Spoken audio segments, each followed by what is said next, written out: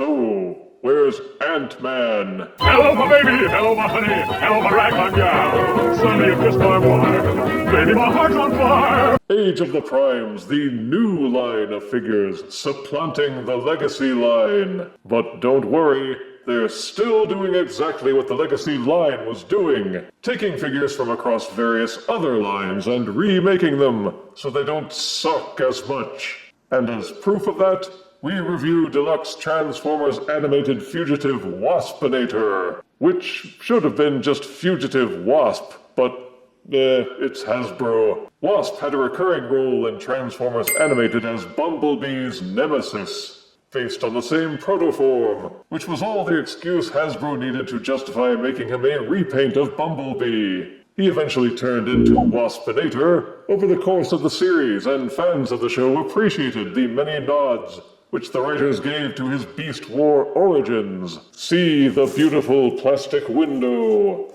showing off the tiny, tiny figure inside. The feature bullet point list is in the upper left. Cool looking art on the right. The side panel shows off some of the primes, and the back has shots of both modes. Enjoy a repeat of the robot mode art on the other side panel. Now let's get Fugitive Waspinator out and sick Samuel Gerard on him. Age of the Primes Deluxe Fugitive Waspinator comes with an instruction booklet, 2 tiny jet booster accessories, and 2 even tinier Stinger weapon accessories.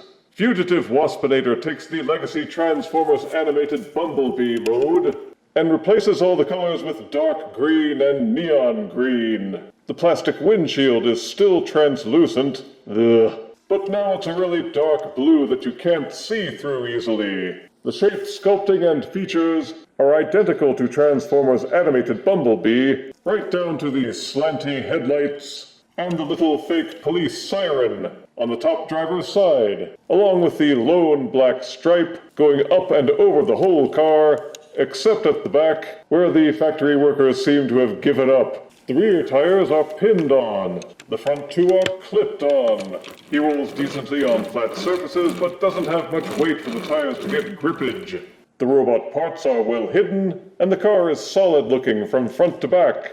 There's some hollowness underneath, but it's not distracting, and even with the tiny size, it still feels solid in hand. To customize him, there are 2 ports on either side at the back, and open ports on either side towards the front.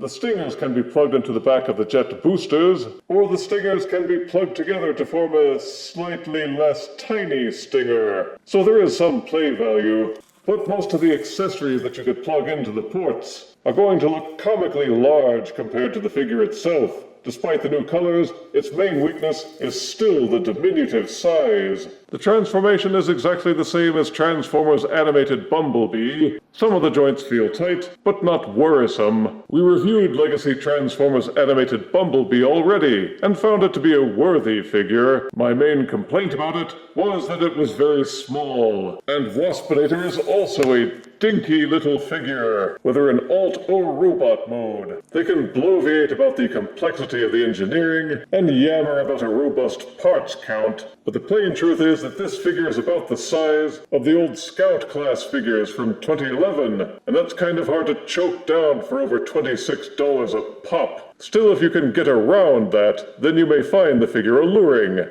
Maybe it's because the color scheme is so radically different, or simply knowing that it's not Bumblebee. But somehow Fugitive Waspinator seems to wear this mold much better in robot mode than Bumblebee did. The new colors look nice on him, with some neon green on the thighs and arm joints. He's also got a new head, which is a good approximation of the animation model, with some more real-world flair. It's much less goofy looking than Transformers animated Bumblebee. There are more slanted, menacing eyes and a partial face mask, so there are no smirky robot lips. Otherwise, the sculpting is exactly the same as Legacy Transformers animated Bumblebee. He's got the same proportions and the same features. His back has 2 5mm ports for plugging in the jet boosters. They will also plug into his hands, and you can still plug the stingers into the boosters to make them into bigger guns.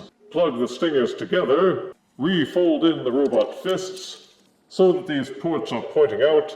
Then you can still put the arms into a bodybuilder pose.